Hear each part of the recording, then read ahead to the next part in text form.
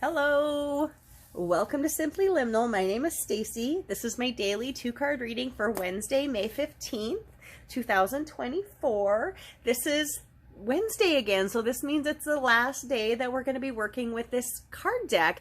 This is the New Orleans Oracle deck by Fatima Emboj. Again, as I've said every day this week, I hope I'm pronouncing her name right, and I apologize deeply if I'm not. She is one of the artists on the artwork on these cards, along with Lori Felix, and this is a beautiful, beautiful card deck. The artwork is lovely. It is vibrant. It is full of color and energy and life and spirituality, and I'm just very pleased with working with it. I love the city of New Orleans. I've been there multiple times. I just recently got back from it, just at the end of, well, right before I started this week's card readings last Wednesday. And this deck called to me right before that trip, and I got it just in time to actually pack it up and take it with me to New Orleans. And I hauled it around everywhere I went. It was with me. It was with me in different neighborhoods. It was with me through different musical places, different restaurants. I took it with me on a Mississippi riverboat cruise. I took it to Jazz Fest and let it absorb all the music and energy there. I took it through cemeteries. I just wanted it to be not just intentionally built with New Orleans as part of it, but to have this deck, my personal deck, really absorb the energy of physical New Orleans as well. So the author is a native New Orleans person. She lives in New Orleans, works in New Orleans, has a metaphysical shop and practice in New Orleans. And she said she channeled this deck with the culture and energy of New Orleans, and she wanted it to allow people to be able to discover, to accept, and to fully express themselves. Also to use it as a tool to listen to and grow in our own self-trust. Because sometimes that's hard, trusting our intuition, trusting that little voice inside of us. When all the practical things tell us, go right, go right, go right, go right, that little voice tells you, nope, take a left here and see what happens. She's trying to help us find a way to trust our intuition and also to find the balance between intuition and intellectual energy. So I am so pleased with this deck. I just am so happy that the universe put it right in front of my face where I couldn't miss it. And now it is a part of my life and this channel as well.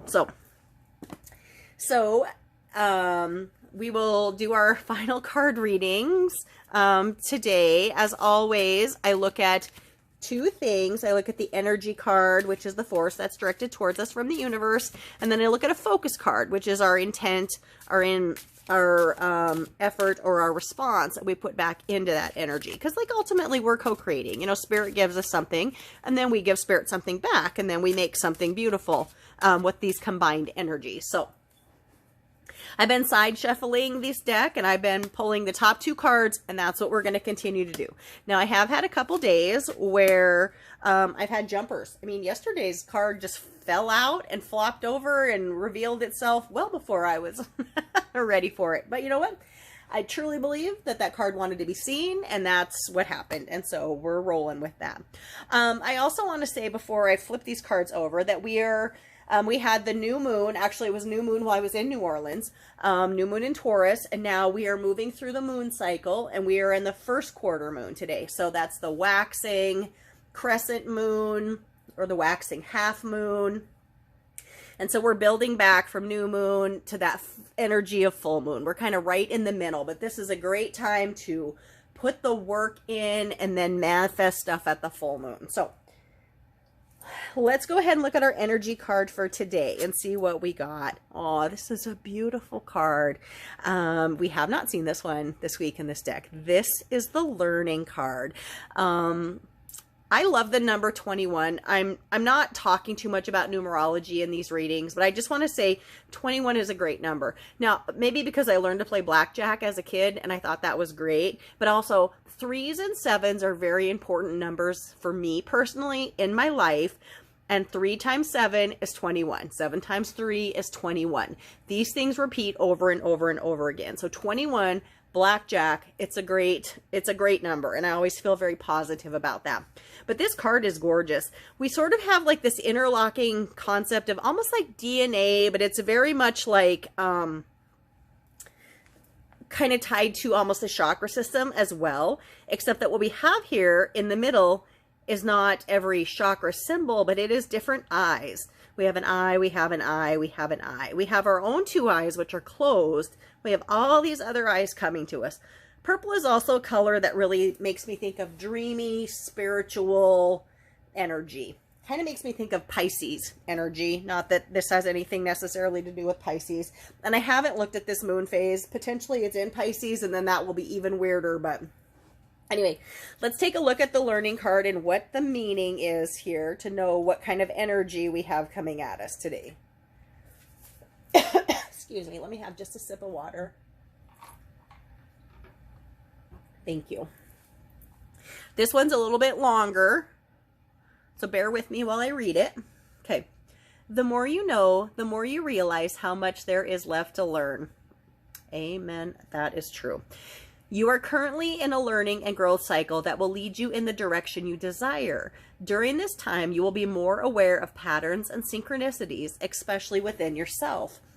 Although you might be tempted to tell yourself that you already know, there is a difference between understanding something on an intellectual level and understanding something on an emotional one or an intuitive one.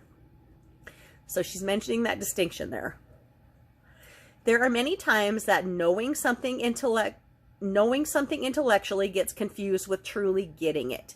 To understand something in its entirety, it is necessary to have both the willingness to process and acceptance at every level. It is okay to feel like you are repeating certain experiences or emotions. It is through this process that you gain more clarity and healing. It is important to be patient with yourself and others during this process. By stepping back and taking an objective approach when assessing all the different aspects of your life. So that's really interesting because it kind of brings to mind that sometimes we feel like, didn't I already learn this? Didn't I already learn this? Didn't I already learn this? Why do I have to learn this again? You know, and that's kind of what the card represents. Didn't I already see this? Didn't I already know this? But didn't I already know the same thing? Didn't I already know the same thing? All of these things are coming together to mean more to us every time, because every experience in life teaches us something a little bit different. And so every time we learn something, even if it's the same information, we understand it and absorb it differently. I think that's a beautiful thing in this learning card. So let's look at our focus energy today. Here she is. I was hoping this card would turn up, and here she is. So this is the #1 card in the deck.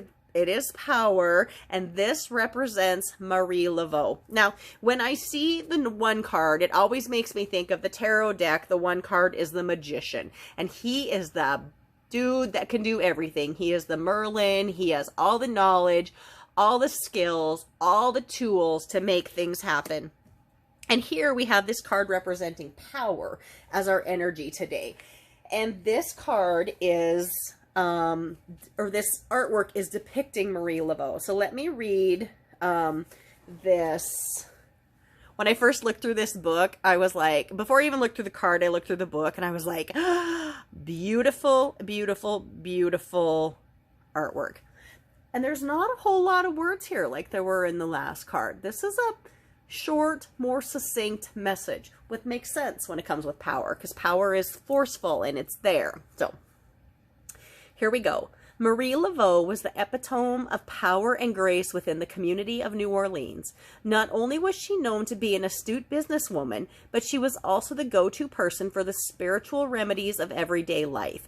If you have drawn this card, you have been called to embrace all aspects of yourself and to rise to every occasion with confidence. You are so much more than the mundane daily tasks that often bog you down. New opportunities will help you explore the different ways you can express yourself and feel more fulfilled. So we talked about opportunities coming again and again and again. And now we're talking about new opportunities. And that might just be similar opportunities, but we're looking at them differently. And we're going to gain something and we're going to grow something about, you know, with them, through them, from them. I'm really excited about this reading. I'm really excited that this card picked up or showed up for us today, because I think it's she is powerful. She has a powerful message. And I was talking about feeling conflicted a couple days ago, like in spiritual paths. Like, I was raised this way, but I do this and I'm drawn to this. Like, where do you mix it all together? There's a lot that we don't know about Marie Laveau. There's a lot of rumor and speculation. One thing that is obvious, or that we have the knowledge about Marie Laveau, is she was raised Catholic. She was a free woman of color, born in New Orleans, but she was free. She was raised Catholic. She apparently went to church every Sunday, and she did a lot of great things for the church. She is also rumored to be a voodoo queen, a voodoo practitioner. Now, voodoo and hoodoo is kind of more like root magic, spiritual energy work that ties to African and like the Caribbean kind of peoples, like that development. And somehow she meshed all that, and with ease she did it. Nobody said anything to her about it. She was powerful, and she made herself something that embraced all of those things, many other things. She was a healer. You know, if you needed an herbal remedy, you could go to her. You know, if you needed a spiritual remedy, you could go to her. If you needed a Catholic question answered, you could go to her. And all of those things were part of her learning to become something more. I don't want this reading to go on very much longer, but I just want you guys to really think about this reading. I'm going to really think about this reading and kind of focus on what it means to me in this day. So I hope you've found the reading helpful. I hope you connected with it in some way. I would love to hear what you think about the card deck. This is the card deck again. This is day 7. So this is the last day that we're working with the deck. It will show up for us again because I am in love with it. So trust me, you will see it again. But this is the New Orleans Oracle deck by Fatima Mboj. Hopefully I'm saying her name right. And it's gorgeous. Here's the back if you want to look at the back. I just found this on the internet. It was really easy to find, and it came quickly in the mail. So if you're interested in it, check it out. So please like, please subscribe, please share. I'm sorry this reading went so long today. I'm trying to keep them a little bit more concise because I know we all have many things to do in our daily lives. So anyways, thank you again.